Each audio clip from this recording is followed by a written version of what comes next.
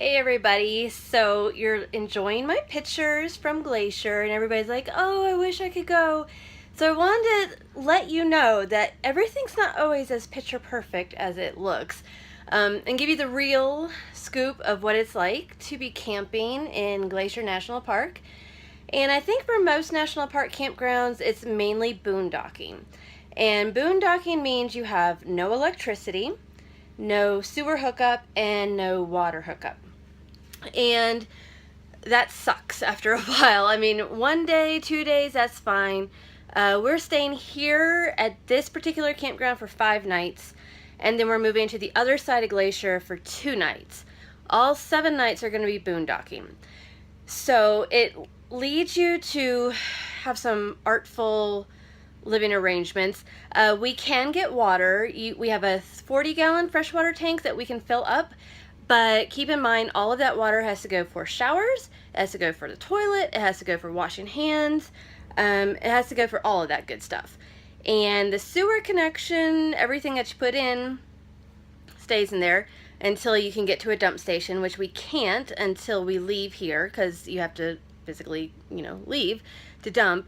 And then electricity, generally it's not too bad unless you want the air conditioning. And the first 3 days we were here, it was HOT hot. Like, I think I had heat exhaustion the first day.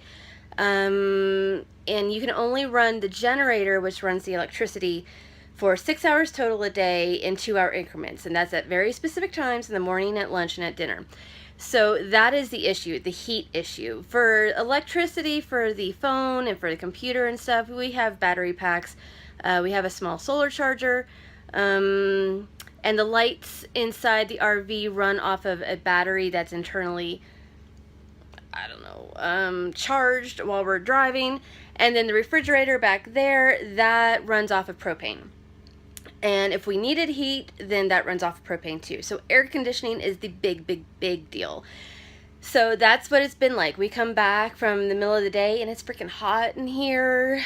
We're in a tin can with no insulation and there's no shade outside.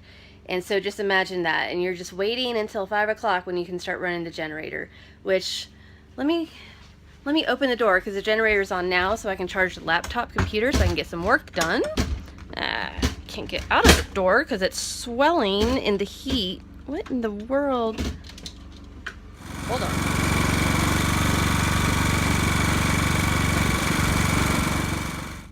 So that's the lovely sound of the generator that you get to listen to. So I'll show you what else we're doing. We bought 2 of these before we left, and I hate using bottled water, but this is the only way to really get enough water in us while we're boondocking. We've already gone through more than 1 pack, so we might have to, well, we probably don't have to buy any more. We have a cooler. We were trying to keep this filled with ice, and when we were hiking, we had to put things in the truck because it was so ridiculously hot.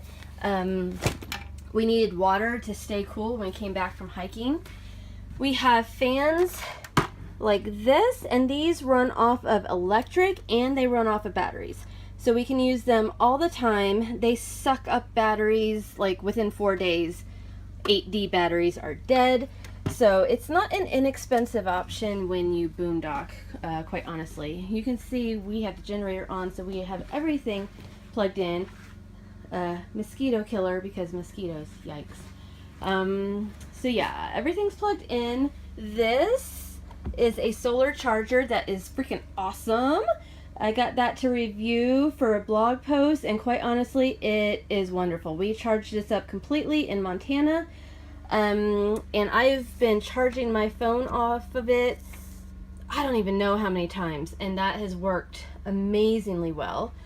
And what else do we got going over here? Let me show you this. This is another thing I got to review for a blog, and this is completely charged up.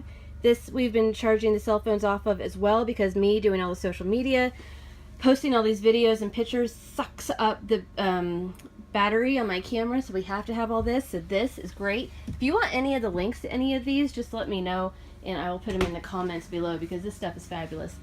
But other than that, the dishes pile up because you can't waste the water. to be washing them until you know that you're pretty much done with all of your water, which tomorrow we're moving, so we will be. Daniel had to buy these at the grocery store down the road because we forgot to fill up the water tanks before coming in. And so he hand carried these 2.5 gallons from across the road and filled up the tank. God bless him. All of the plastic and recyclables. We're in a national park and they don't have a recycling center in this campground, which is insane. They have them everywhere else. So we have tons of recycling that we have to bring to a visitor center, which is just crazy. And then if we're not on generator, then we cannot use the microwave and cannot use the toaster oven. And these are our snack options. So the food that you have to artfully think about how you're going to fix that. We can use the stovetop, which is on propane, and we have been grilling, so we had hamburgers for lunch. Other than that, it's really the toaster oven and microwave are just like leftovers. You know, that's generally what we use those for anyway. So, and you can see how dirty it is in here. So, yeah. So that is what it's really like to be RVing right now in Glacier National Park. We love it. We love staying in the park. Just an FYI, there is a hotel right down the road where you can get the exact same experience as this, including no air conditioning because it's an old hotel, but they have fans. This is $30 a night. The hotel down there is $160 a night. So, you know, it just all depends on how you want to experience something, but that's actually what's going on behind the scenes in Glacier National Park right now. And we still have tonight and 2 more nights without electric and sewer and water, and hopefully our campground for the next 2 nights is going to have Wi-Fi, because I've been cranking out the work here with the fabulous Wi-Fi signal, but that sucks down the battery, and so it's a catch-22. Anyways, I will send more pictures later. Bye-bye.